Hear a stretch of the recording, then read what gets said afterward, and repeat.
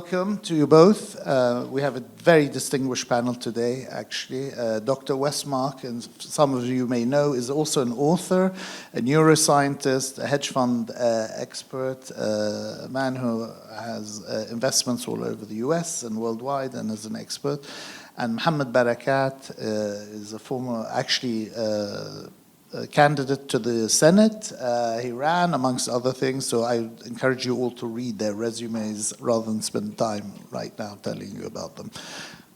Let me ask you both, Richard, in terms of, as many of us would say, you know, today tariffs have become the name of the game. The current regulatory shifts surrounding tariffs are shaping dynamics across all sorts of sectors, from trade and investment and banking and finance. How do you see it going right now? Well, thanks, and thanks for being here. I think that generally the good thing about the discussions about tariff is it's allowed a conversation about trade.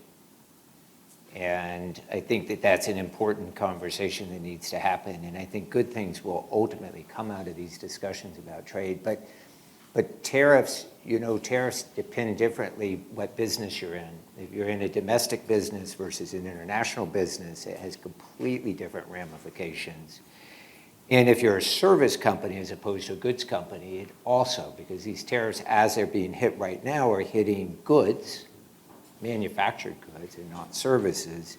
We're net surplus services to the international community, and we're obviously net deficit on goods. So depending on where you find yourself as a business with those different variables, that's really what will determine how tariffs impact you. So if you have more of an international business, which most of the technology companies do. In fact, of the Magnificent Sevens, I think all of them have greater than 40% overseas sales, most of them 60%. And so a lot of the drag on those types of service companies has been currencies. So as tariffs have started to impact the dollar, it's impacting the revenue, profits, and margins of these publicly traded companies. If you're on the private side of it, it's a much harder calculus because you're almost certainly importing goods, which means you're going to be hit by tariffs. But it's easier to think in terms of the public companies because it's just, they're so much more dominant in the international space. I think that the real question is going to be what happens to the US dollar. And I think that's what's most going to determine how all the different companies in the United States are impacted. So take, for instance, if you're a domestic small company and you're importing and the dollar weakens, which it's currently doing, your imports will all cost you more and that will press your margins. On the other hand, if you're a publicly traded company and you're experiencing 60% sales overseas in services, it's going to be a great boon for you because you're not paying the tariffs. And simultaneously, your 60%, 70% of your revenue is going to be driven offshore, which comes back into a cheaper dollar, which will boost your revenues. So it's a fascinating time. So, Mohammed, how do you see the tariff policies affecting you guys? And do you see new lanes for investment, the Gulf coming into the US and elsewhere? How was that affected? I mean, definitely first of all, thank you for having us here today and appreciate the invitation to speak. Definitely, I mean, tariffs specifically with the US market, it's the biggest market in the world in many ways, and it affects everyone. Everyone is touched with tariffs. I usually look for opportunities when there's challenges. These are new times. Things are changing very rapidly. Today, we hear there is tariffs. Tomorrow, it might be delayed. So there's a lot of shifting dynamics. However, when it comes to the international market, specifically the Middle East, the Gulf region, there's an opportunity there that we see for companies that wants to manufacture. The Gulf region, the GCC now looking for bringing more companies to manufacture in their own countries, right? They have a lot of incentives. They have cheap energy, which is a great offering. They have also low-cost labor, so that's also an opportunity. So when they're competing with China or competing with Taiwan or Vietnam, it doesn't work for them when there's no tariffs. So tariffs could help them. I mean, we're not advocating for tariffs, but it could help them to put their countries up front and say, hey, come here, manufacture here, benefit from lower tariffs because they're not getting as much as China or potentially Taiwan or Vietnam. But we don't know the final deals yet. But there's always an opportunity to attract more companies to manufacture there. It makes our job easier, to be honest, when we talk to American companies to try to go, in my case, to go to Qatar and operate in Qatar. We're talking to them about a bigger opportunity now, where if you're in China, there's 145% as of today tariffs on your products. Where if you go to Qatar, Saudi, UAE, as of today, it's nothing. It was 10% just 3 days ago, but it's still much lower. So there's more opportunities there that we can focus on from the GCC perspective. Let me ask you on a different front. Cryptocurrency and regulation, I think, is a very interesting area. The US is signaling a friendlier stance towards cryptocurrency, a move that's already reflected in the market, I think, with a noticeable surge in value. Yet it also raises deeper questions about its long-term viability, regulation, and role in the real economy. Richard, as the US positions itself to become a global leader in digital assets, do you expect cryptocurrency to evolve beyond being treated purely as a speculative investment asset? And what would it take for the shift to happen? Yeah, so crypto is its own thing, right? So it sits in a completely different category of investment. It really has no intrinsic value. By itself, it's worth nothing. But I think what's the different categories matter. So one of the things we were talking about the US dollar, and is there a pivot away from the US dollar right now that's sustainable? If it is, then you need a reserve currency. And right now the Chinese are trying to use the yuan internationally, but still business clears in the US dollar. Is it possible that just thinking out loud, is it possible that cryptocurrency could fill that void of reserve currencies where transactions are done in say, Bitcoin? I think that China is definitely trying to come up with their own central bank digital currency, CBDC. I doubt we will do that, but certainly as of right now, we're exploring it for sure, but I doubt we'll do that. I think the future for crypto, though, is in stablecoin. So stablecoin probably will fill the void of a CBDC for the United States. And then when you look out, if you just want to be an investor in crypto, I would say that there's basically Bitcoin and everybody else. And I think that if I were to be speculating, I'd speculate it on everybody else. And if I wanted to invest, I'd invest in Bitcoin. And if you look at the returns of Bitcoin in particular, it's stunning how well it's done. Everyone says, oh, it's not worth anything, it's a gimmick, it's not. It's stunning. It's 10 and 20-year returns. Well, we better all buy some Bitcoin, sounds like, at this stage then. Let me ask you, Mohammed, do you see potential for US, Qatar, or broader Gulf partnerships around digital assets? Or do you consider, the current environment, the regulatory uncertainty, both in the US and regionally? Do you think that's a significant barrier to institutional adoption? Definitely. I mean, if the US is not on board with anything, most of the world is going to take a seat and wait until what the US is going to do about it, specifically when it comes to finance, money, because everyone relies on the dollar. Everyone has most of their reserves in the dollar. So if the US is not regulating this, and then the US could come in and say, we don't like this. We don't want you to use it because it could, in their mind, it could destroy the dollar.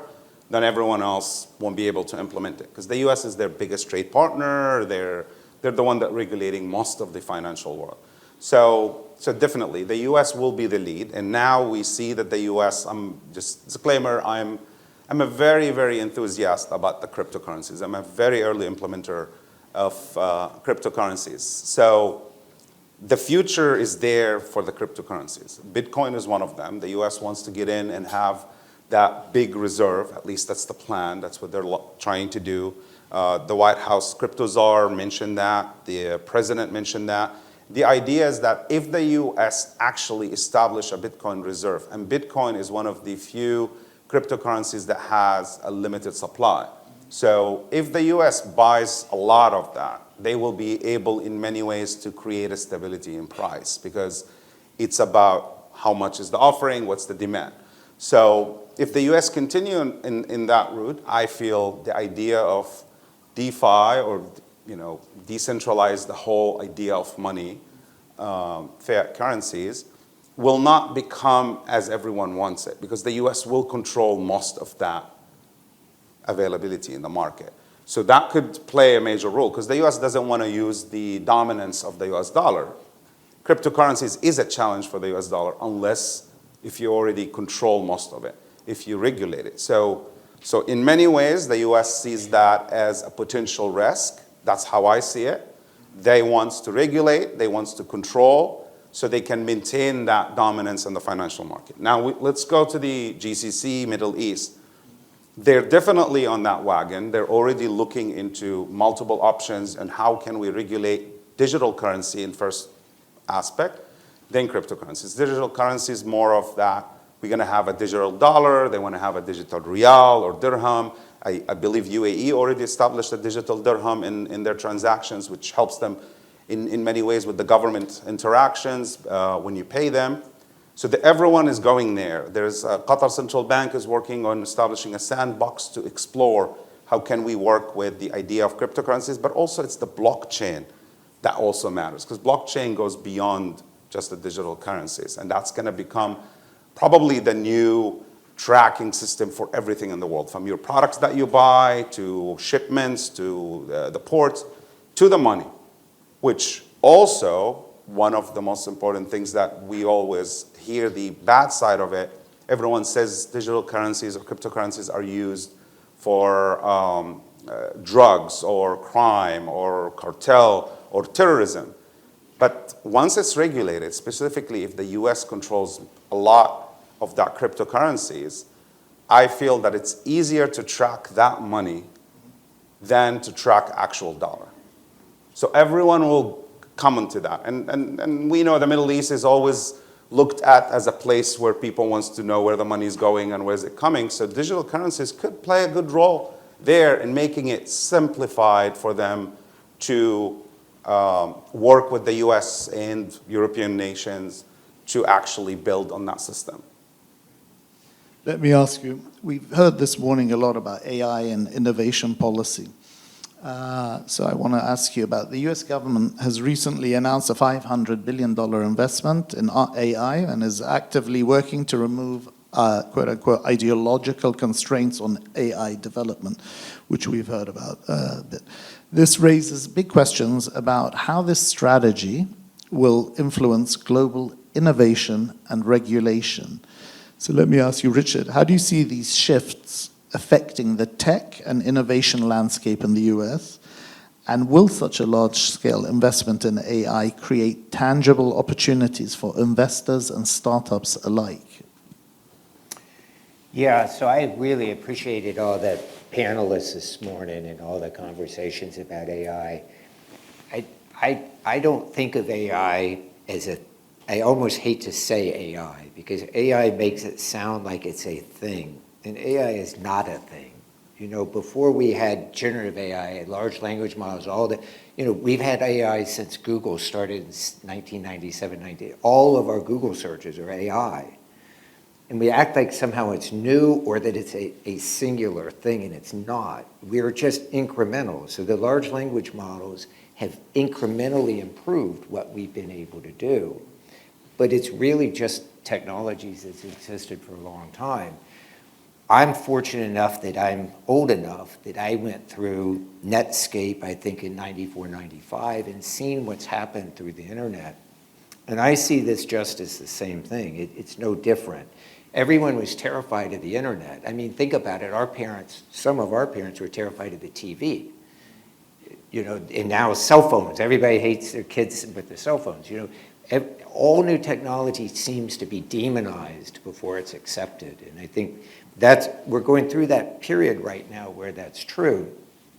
But I think if you don't see the investability of AI today, you're missing probably the biggest opportunity of anybody's livings or before us is opportunities ever in investing, because it's literally everywhere. It's permeating every bit of our existence, and every bit of that is opportunity.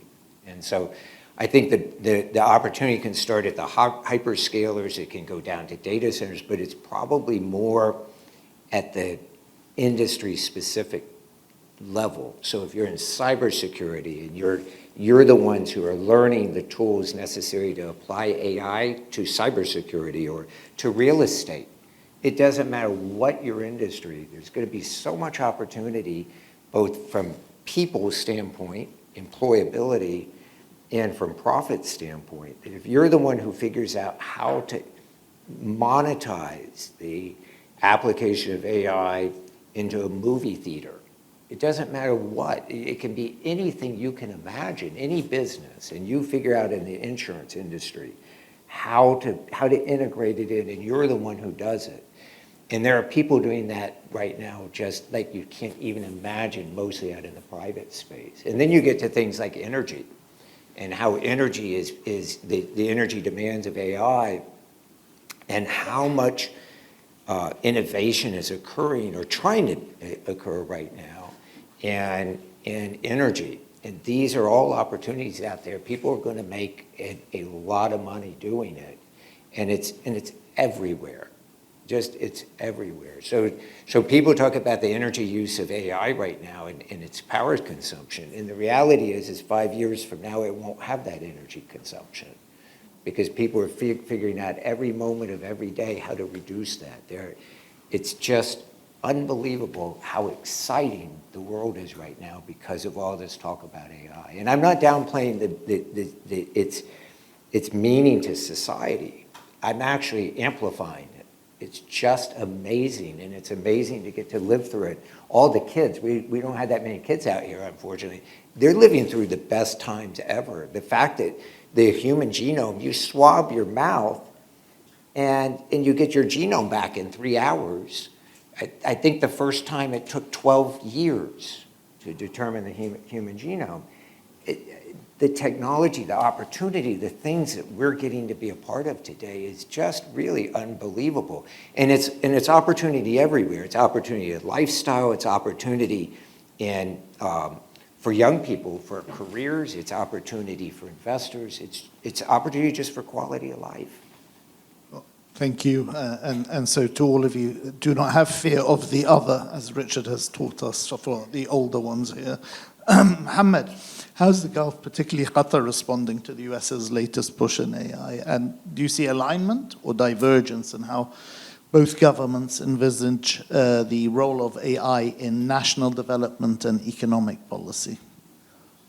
I mean, definitely, again, AI is the most important I don't want to call it invention, but an upgrade that we have as of our life. I love that word, upgrade. Yeah, because it is an upgrade. It's a perfect word. It's, I mean, word spelling check or spell check was an AI, and that's a thing that a lot of people don't understand. AI is amazing, I agree. I always caution about the ideas that, especially with the young generation, and I'll go into the GCC, and that's part of it, is that if they rely on AI in everything, they won't be able to think anymore. And the AI does hallucinate. So it could come up with ideas and thoughts. And we've seen stories where people put research out there, and then there's a story in there that didn't even happen in the history. So there's a lot of issues there. We have to be careful. But it's an amazing time to invest. That's why most of the GCC, Qatar included, are investing billions of dollars in AI. Qatar has invested with XAI, have invested with X in general as well, with Elon Musk. They have invested in many other call center AI services, which plays both ways. There's the investment that this is going to make and generate a lot of money. And then there is the idea that you have the biggest airline in the world, so why not also buy the same product? So you're winning on both sides, like owning a hotel and at the same time bringing your people to stay in a hotel and pay the fee, right? So you're making money on both sides. So there is a lot of that investment. It will continue. I see it also as another way to allow some of these nations like Qatar with a lower number of native population, to be able to utilize the native population to do other tasks that the AI could take from them. So there is the idea of replacement. I don't believe in the idea of replacement because Industrial Revolution proved that when people went protesting, when we started putting machines in factories and make cars, and the unions shut down half of the United States, then we found out that people, evolved and found other things to build on. Then the computer came, the internet came, now the AI. And then the next step is the quantum computing, which is going to be the danger that we're going to see soon because Google is almost there. But the idea, let's use these resources that's offered to us. Instead of having native population or a lot of labor force doing a lot of tasks that can be minimized, instead of 1 week, it's 1 hour, it's 2 minutes. And use them in other tasks. Let's use them in strategy. Let's use them in planning. Let's use them in many ways if we try to avoid AI in military and defense, but let's use them there. Let's just keep some humans when it comes to defense and security and so on. In many ways, AI could help them advance their economies. The other aspect of the AI, in my opinion, that could benefit really well the GCC, Qatar included specifically with the LNG, is that AI is energy hungry and they own a lot of energy. They produce a lot of energy. So in many ways, that fits into their own advantage. The more AI is expanding, as much as we try to minimize the AI utilization, but as of now, if you ask GPT just a simple question, and I confirmed that just last week with an AI person, just a simple question, how's tomato grown, or whatever it is, the amount of energy it takes for it to give you an answer equals charging your iPhone twice. So that's a massive amount of energy. That's today. Tomorrow it might be less and less. But if they produce energy, you need energy to power that. And then if we get to quantum computing, then you're going more and more. So they're benefiting from all sides. They're investing in it because it helps them to grow, helps their economy, but at the same time, they help sell more energy to the world. So they're on board, they're regulating a lot of it, they're integrating a lot of it in their operations across the board, from airlines to port management, and it continues. Now it's going into the governments as well. So we're going to see more of that, and I hope that we will see more of that as long as we maintain our ability to think. So what would you advise some of our younger audience members and also our hardened investors also in the audience in terms of, for the younger ones, what practical advice would you offer them as they build resilient, value-driven businesses? They're trying to do each person I know is trying to do a business somehow or other at a certain age, these youngsters. And for us older ones, in terms of, what should these young people do to build a values-driven business in a world where rules seem to constantly evolve? Well, I think that I'm not sure I think the message about how to go into the world that I would think I gave my kids is a spirit of hope and optimism. The fact that you get to be alive and you get to perform and you potentially get to benefit other people by performing and existing. I think that the literal answer to your question is to examine the landscape and see where your particular talents and skill sets might allow you to fit into that landscape. Meaning that if you're an artist, you probably shouldn't be going into electrical engineering, and vice versa. And the beautiful thing about AI in particular is that the conversations about who it's impacting and what industries it's impacting is everybody, right? You've got the art world concerned about it. You got the cybersecurity worried about it. You got the lawyers worried about it. You got everybody worried about it. And so it just really points out the fact that your opportunity, you can stay in your lane and still benefit from AI, benefit from the technology. It would be horrible that every single person out there was becoming an AI scientist.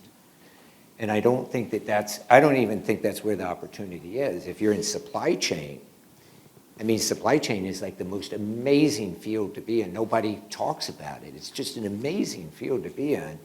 And then you happen to be the AI specialist inside supply chains. Holy guacamole, you'll have a great career.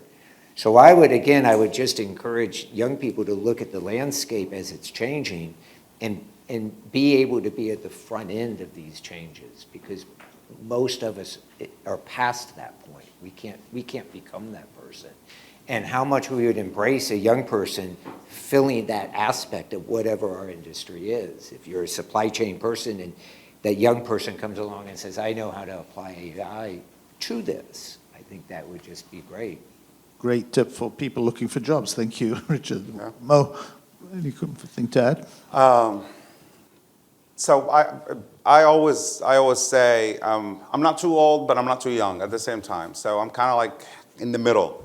I say the same thing. Right? We're all in the middle, right? We're not discussing age, and if anybody, that's why we're not. And if anybody needs to know anything about back pain, Dr. Richard has written a book on that. So I know he doesn't like to promote it, but we do have a copy. I'll show you later. I'm already at that stage, so that's somewhere.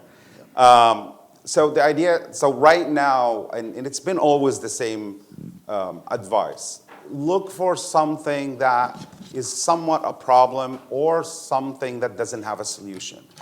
Find that solution, make it a business.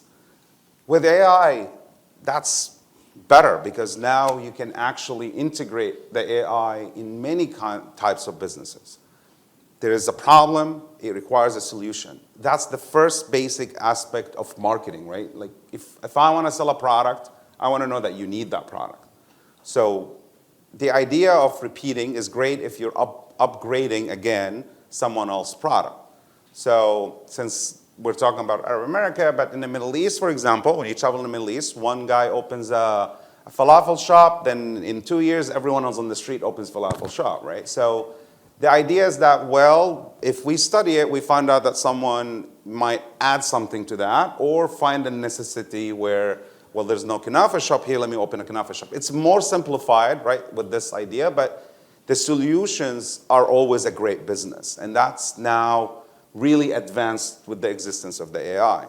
But there is one important aspect I always say, I personally did it and in my life, is that also you have to have passion towards what you want to do.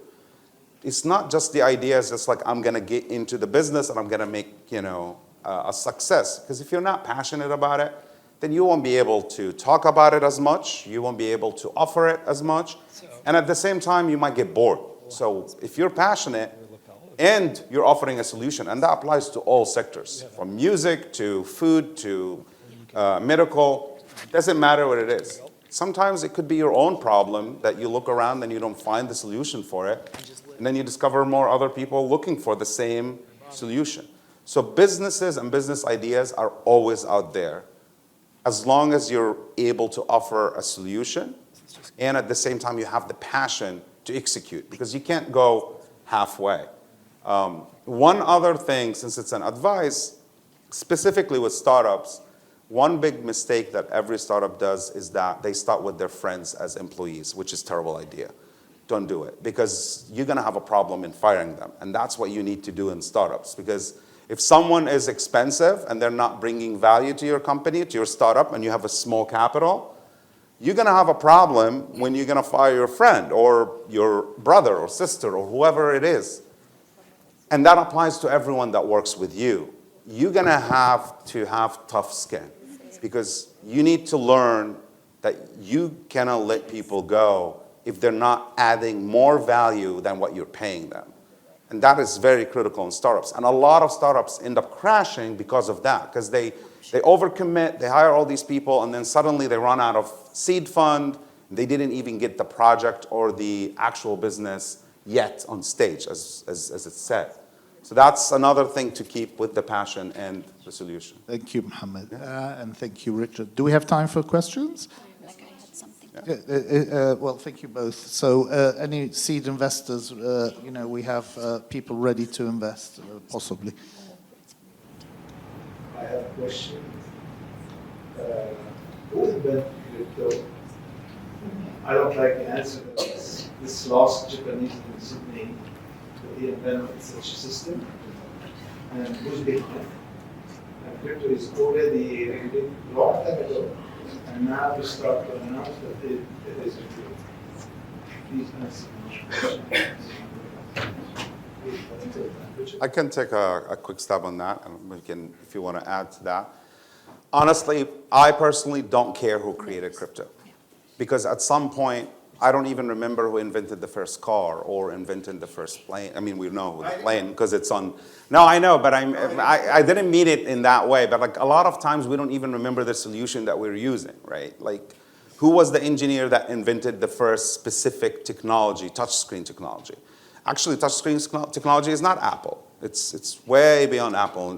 Nokia did it.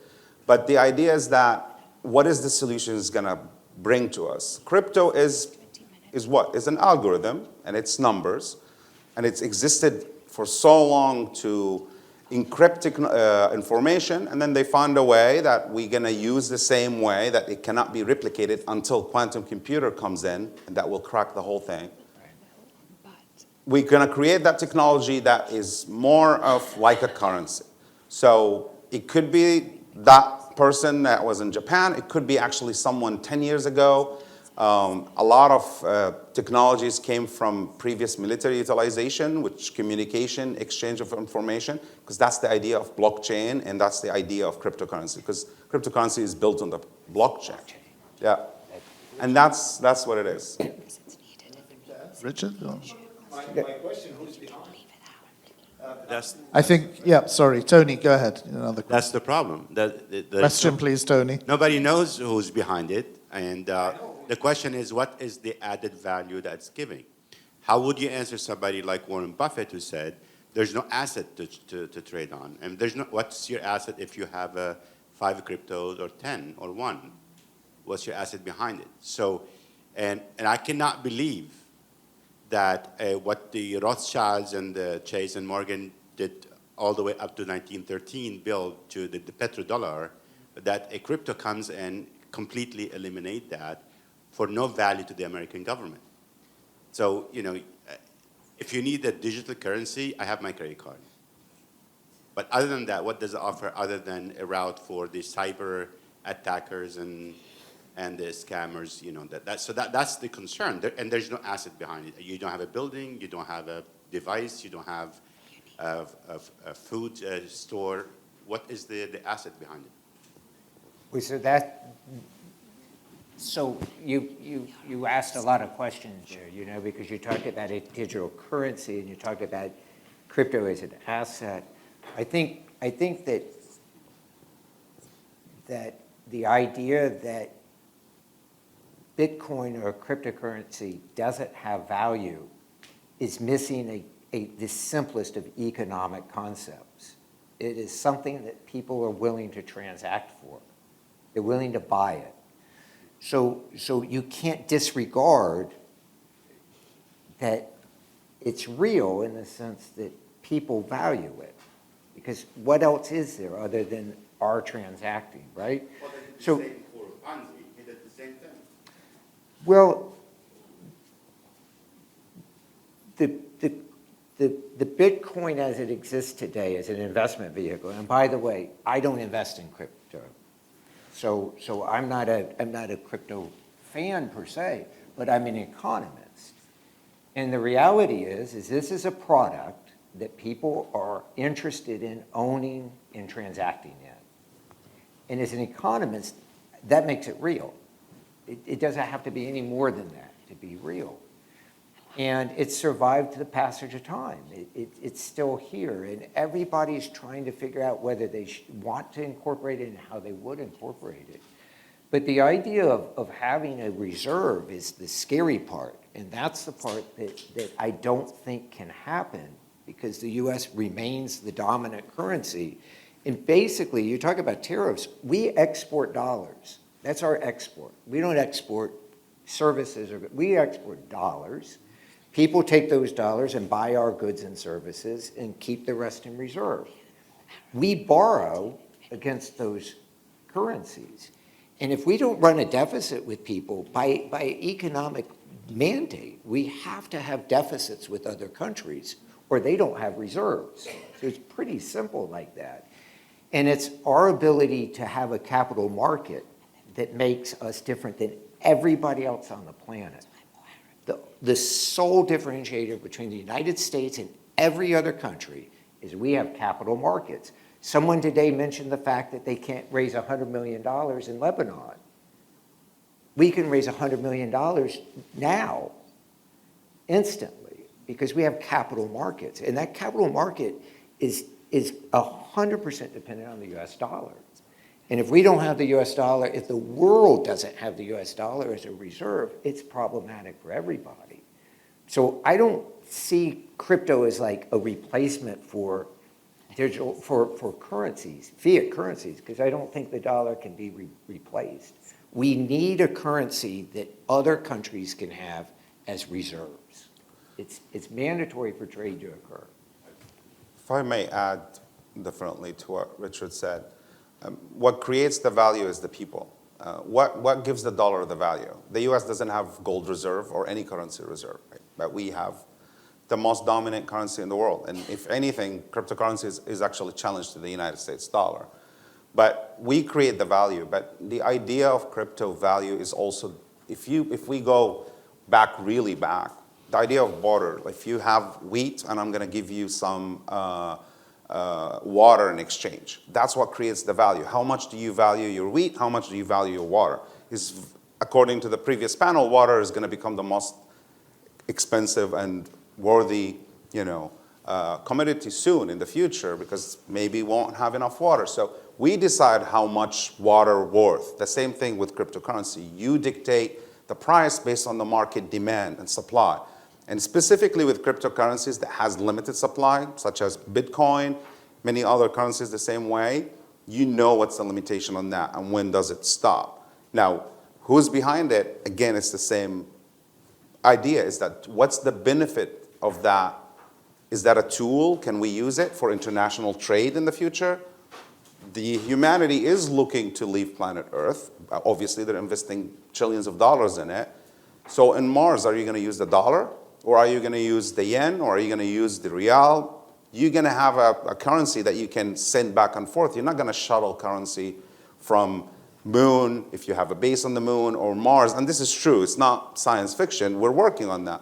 If that happens, if you build a base on the moon, you're not going to shuttle dollar or gold. You need cryptocurrency because that's the asset. That's going to become your asset. Or digital currency, because that's going to become the exchange. Thank you both, and thank you for a wonderful panel. Thank you to you all. Thank you. Thank you.